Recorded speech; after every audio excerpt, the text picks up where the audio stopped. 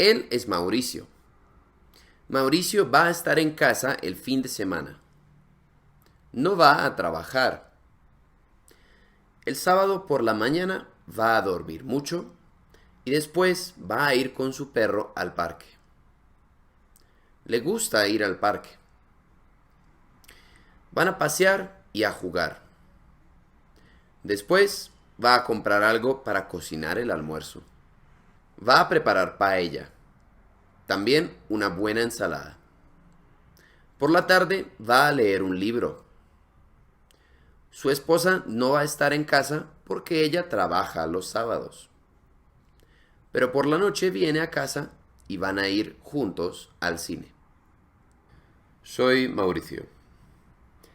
El fin de semana voy a estar en casa. No voy a trabajar. El sábado por la mañana voy a dormir mucho y después voy con mi perro al parque. Mi perro sueco parece un reno. Me gusta ir al parque. Vamos a pasear y a jugar. Después voy a comprar algo para cocinar el almuerzo. Voy a preparar paella. También una buena ensalada.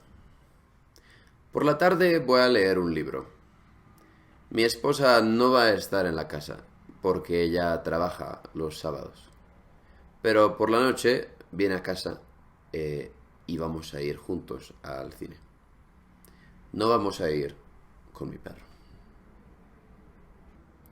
¿Dónde vas a estar el fin de semana? Voy a estar en casa. ¿No vas a trabajar? No, no voy a trabajar. ¿Qué vas a hacer por la mañana? Por la mañana voy a dormir mucho y después voy a ir con mi perro sueco al parque. ¿Tu perro es un reno? No, mi perro es un perro que parece un reno.